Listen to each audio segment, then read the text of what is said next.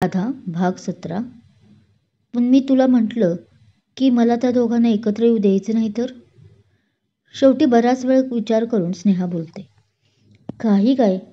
मनवाला आता विश्वास बसत नव्हता, पण स्नेहाचे डोळे काहीतरी वेगळेच आत्ता सांगत होते. तिला विश्वास ठेवायला मजबूर करत होते. काय खरंच तू त्या दोघांना एकत्र नाही येऊ देणार? मनवा तरी अविश्वासाने विचारतेच. हो, माझं प्रेमवर आधीपासूनच खूप प्रेम आहे, अगदी शाळेत असल्यापासून. आणि म्हणूनच मी कायम राधा आणि प्रेमला वेगळं केलं. स्नेहा बोलते आणि मनवा चांगलीच उडाली. तिला अजूनही विश्वास बसत नव्हताच. पण मग तू आधी असं का केलं नाही? का प्रेमला आपलं प्रेम इजहार केलं नाही? मध्ये राधा नव्हती तर तू ते सहजच करू शकत होतीस ना. तिने आपल्या मनातील प्रश्न बोलून दाखवला. हेच तुझ्यासारखंच माझीही सेम हालत होती. मी कायम या दोघांच्या लव्ह स्टोरीत तिची मैत्रीण म्हणूनच तो मला पाहत होता, म्हणून मला सांगता येत नव्हतं. ती गंभीर होत म्हणते. व्हॉट? काय म्हणाली स्नेहा?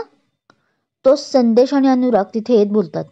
जवळजवळ तेही तिचं बोलणं ऐकून हँग झाले होते. कधी स्नेहाबद्दल त्यांनी असा विचार केलाच नव्हता. स्नेहाने त्या दोघांना पाहिलं आणि तरीही नाक मुरडून सरळ इग्नोर केलं.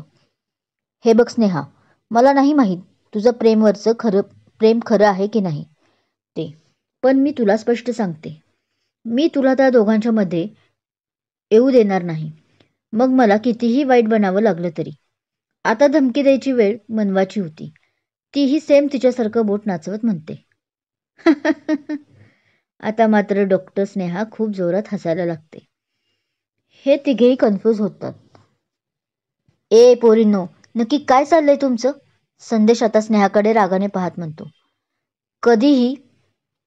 कधीही तो मनवाकडे पाहून म्हणते, माझं प्रेमवर प्रेम आहे म्हणून तू तिला धमकी देतेस, मध्ये आली तर बघ. आता तो स्नेहाकडे पाहतो. तर स्नेहा, तुला सगळं माहीत असूनही तूही त्याच्यावर प्रेम करते म्हणते. तो चॉकलेट बॉय आहे हे माहीत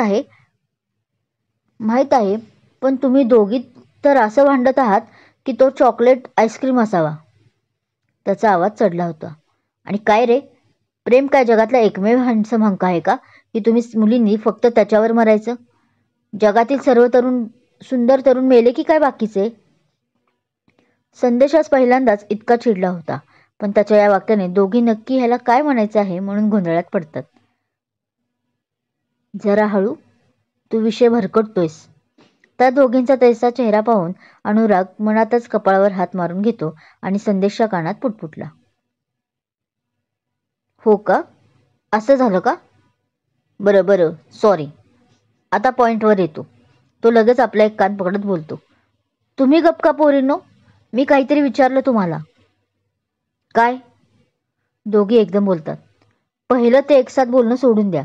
संदेश काही आपल्या आवाजातील हेका काही सोडत नव्हता. त्यांच्या आवाजाने दचकला तर होता खरा, पण तसा दाखवेल तर तो संदेश कसला.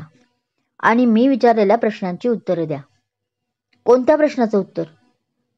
सगळ्या जगातील मुलं मेलीत ह्या? डॉक्टर स्नेहा जरा आता स्वतःच्या आवाजात जरा बांधून बोलते. की प्रेम चॉकलेट बॉय आहे का, ह्या प्रश्नाचं उत्तर द्यायचं. मनवा प्रेमला आठवत आपल्या केसांशी खेळत विचारते. अगं, तो प्रश्न थोडीच आहे.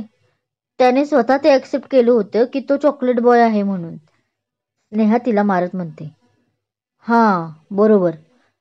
मग दुसरा प्रश्न काय होता? डॉक्टर मनवा तोंडात बोट घालूनच बोलते. इकडे अनुराग आणि संदेश कधी स्नेहाकडे तर कधी मनवाकडे पाहत होते. जणू या दोघी बॅडमिंटन खेळत होत्या आणि शब्द त्यांचे फूल होते. बस. तसा त्यांच्यावर वैतागलेला अनुराग दोघांच्या मध्ये येत ओरडतो. ते प्रश्न ह्याचे आपण नंतर बघू.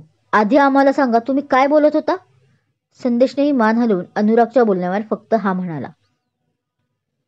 अरे हो, डॉक्टर स्नेहा, तुम्ही सांगा आधी की हा कोणता खेळ खेळत होता माझ्याशी? आता मनवालाही आठवलं आणि तिने कपाळावर हात मारत पुढे स्नेहाला विचारलं. तुम्ही तर राधा आणि प्रेम या दोघांना चांगलं ओळखता म्हणणं चुकीचं ठरेल. तुम्ही तर त्या दोघांचे चांगले फ्रेंड आहात. त्यामुळे सर्व माहीत असूनही तुम्ही त्यांना का वेगळे करणार? उत्तर द्या. डॉक्टर मनवा आता आपल्या मूळ फॉर्ममध्ये आली होती. हो हो स्नेहा, यावेळी आम्ही डॉक्टर मनवाच्या बाजूने आहोत. दे उत्तर आता आम्हालाही. संदेश आणि अनुराग एकसाथ बोलतात. अरे हो हो, सांगते मी सर्व, पण मला आधी बोलू तर द्या. ती तिघांकडे पाहत डोळे वटारत म्हणते. बोल लवकर. अनुराग त्या दोघांना शांत करत बोलतो. हे बघा, आय नो मनवा खूप प्रेम करते प्रेमवर. अगदी 9वीत असल्यापासूनच तिने कायम त्याच्यावर हक्क गाजवला. कितीतरी मुलींना तिने चोपले आहे. मग असं असताना तिने हे सांगणे की त्या दोघांना तिला एकत्र आणायचे आहे, हे पटण्यासारखे आहे का? ती तिघांकडे पाहत विचारते. तिघेही, अगदी मनवा सुद्धा मान नकारात हलवते. नाही ना, म्हणूनच मी तुझी परीक्षा घेतली की मी त्यांना एकत्र येऊ देणार नाही म्हटलं तर तू काय रिॲक्ट करतेस ते मला पाहायचं होतं, आणि म्हणूनच मी सर्व नाटक केलं. ती बोलली आणि अनुरागने डोक्यावर हात मारून घेतला. सॉरी मनवा, पण राधा माझी खरंच खूप चांगली मैत्रीण आहे. पण प्रेम सुद्धा आहे. राधा अचानक गेल्यानंतर 1 वर्ष काय त्याची हालत होती हे आम्हा तिघांशिवाय कोणाला माहीत असणार. त्यामुळे माझा तुझ्यावर पहिल्यांदा नाही विश्वास बसला. आता डॉक्टर स्नेहा तिचा हात हातात घेऊन दिलगिरी व्यक्त करत म्हणते. अरे त्यात सॉरी कशाला? उलट तू जे केलं ते बरोबरच केलं. तुझ्या जागी मी असते तर मीही तेच केलं असतं. तीही तिचा हात थोपटत बोलते. ओ, तर हे सर्व डॉक्टर राधा आणि प्रेमला मिळवण्यासाठी होतं तर. पण मुलांनो, तुम्ही त्या नवीन आलेल्या राधेच्या का मागं लागला आहात? प्रेमला राधा आवडते, पण ती जी आपल्या स्कूलमध्ये होती ती. मग या का आवडतील? इतका वेळ शांत बसलेला संदेशने आता तोंड उघडलं. हे बघा, हे एक ध्यान. कपाळावर अंगठा रब करत आता स्नेहा बॉक्समध्ये हसून त्याच्याकडे हात करत म्हणते. इथे अख्खं रामायण घडून गेलं आणि हा विचारतोय आता की रामाची सीता कोण? काय? कधी? कसं? संदेश नाटकीपणाने जोरात रडतो. तसे हे तिघे ह्याला मध्येच काय झालं या विचारात आपल्या भुवया ताणतात. अरे रामायण इथे कधी घडलं आणि मला कसं कळालं नाही? संदेश त्यांचे चेहरे निहाळत आपल्या मनातील प्रश्न विचारतो. अरे मूर्खा, अनुराग आता पुरता वैतागला होता. तो त्याच्यावर टपली मारतो. अशी मन आहे जी तिने म्हटली. हो मला माहित आहे. संदेशने आपली बत्तीशी काढली. मी तर आपलं असंच तुम्हाला हसवण्याचा छोटा प्रयत्न करत होतो. अरे कोणीतरी याला धरून मारा रे, म्हणत स्नेहाच त्याला मारायला लागते. अरे मूर्खा, तीच राधा, आपली स्कूल फ्रेंड डॉक्टर राधा आहे. ती मारतच पुढे बोलते. कोणाला तरी मारायला सांगून तूच का मारत आहेस? ही चीटिंग आहे, चीटिंग. तू नेहमीच माझ्याबरोबर अशी चीटिंग करतेस. नाटकीपणाने रडतच संदेश म्हणतो. झालं तुम्हा दोघांचं? का महत्वाचं सोडून तुमचाच फालतूपणा ऐकत बसायचा आहे? अनुराग या दोघांमध्ये येत चिडून बोलतो. मी कुठे तुला म्हणालो की आमची फालतूगिरी ऐकत बस? संदेश त्याच्याकडे पाहतो तर आता अनुरागने डोळे राग ओकत असल्याचे त्याला दिसताच तसा तो पटकन आपल्या ओठांवर एक बोट ठेवतो आणि मानेनच मी आता गप्प बसतो म्हणून खुणावतो. इकडे ह्या दोघी गालात हसत होत्या संदेशला असं पाहून. मनवा, तू मगाशी हिला सांगत होतीस की तुझ्या डोक्यात एक प्लॅन आहे या दोघांना एकत्र करायचं. तो काय आहे? अनुराग आता मनवाला विचारतो आणि ह्या दोघींचे एक्सप्रेशन असं होतं की तुला कसं माहीत? सॉरी, पण आम्ही तुम्ही दोघं बोलत होता ते बाहेरूनच ऐकत होतो आणि त्यामुळे आम्हाला कळालं. तो बारीक तोंड करत म्हणाला. ओके, बरं मी सांगते आता प्लॅन, म्हणत मनवाने सांगितलं की ती कायम प्रेमच्या जवळ राहिलं ज्याने राधा कधी ना कधी जेलस होईल आणि आपल्या प्रेमाचा इजहार करेल. मोस्टली मुली अशाच असतात.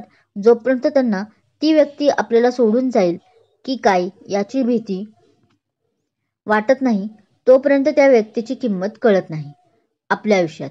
सो हाच प्लॅन नक्कीच वर्क करेल त्या दोघांमध्ये. असं बोलून ती शांत होऊन तिघांकडे पाहत भुवया उडवते. प्लॅन तसा ओल्डच आहे पण परफेक्ट आहे, अनुराग बोलतो आणि सर्व खुश होतात. लवकरच राधा प्रेम एकत्र जे येणार होते. पण ह्या प्लॅनला अंमलात कसं आणायचं आणि कधीपासून? संदेश पुढे विचारतो. एक लक्षात ठेवा यात की प्रेमला हे कधीच कळू द्यायचं नाही की ही आपली मिलीभगत आहे म्हणून. म्हणजे हे प्रोसेस नॅचरल घडेल आणि राधा सहज प्रेमच्या जवळ येईल. आणि अंमलात कधी आणायचं तर पुढच्या 4 दिवसांनी. सॅटर्डे संडेला आपला कॅम्प आहे तर त्याच वेळी याला सुरुवात करूया. व्हॉट्स से? अनुराग स्माईल करत म्हणाला. हे चांगले, पण अरे एक घोळ आहे. राधा नाही येऊ शकत ना कॅम्पला. ज्यांचा महिनाभर काम झालं आहे तेच यात सहभागी होऊ शकतात ना या कॅम्पमध्ये. मग राधाला येऊन तर 8 दिवसही भरणार नाहीत त्यावेळी. आपली शंका उपस्थित केली स्नेहाने. ओ हा, आता रे अनुराग, आता काय करायचं? संदेश गंभीर होत. डोंट वरी गाईज, राधाला कसं आणायचं या कॅम्पमध्ये ही माझी जबाबदारी. मनवा छोटीशी स्माईल देत बोलते आणि या तिघांच्याही चेहऱ्यावर एक एक मोठी स्माईल येते. झाले सर्व प्लॅन. राधा आणि प्रेम एकत्र येत आहेत म्हणे. हॉस्पिटलमधून रात्री घरी येताच अनुराग कुत्सित हसत फोनवर कुणाशी तरी बोलत होता. भाग कसा वाटला कमेंट करून नक्की सांगा. कथा आवडत असल्यास चॅनलला अजून सबस्क्राईब केलं नसेल तर सबस्क्राईब करा, शेअर करा. थँक्यू.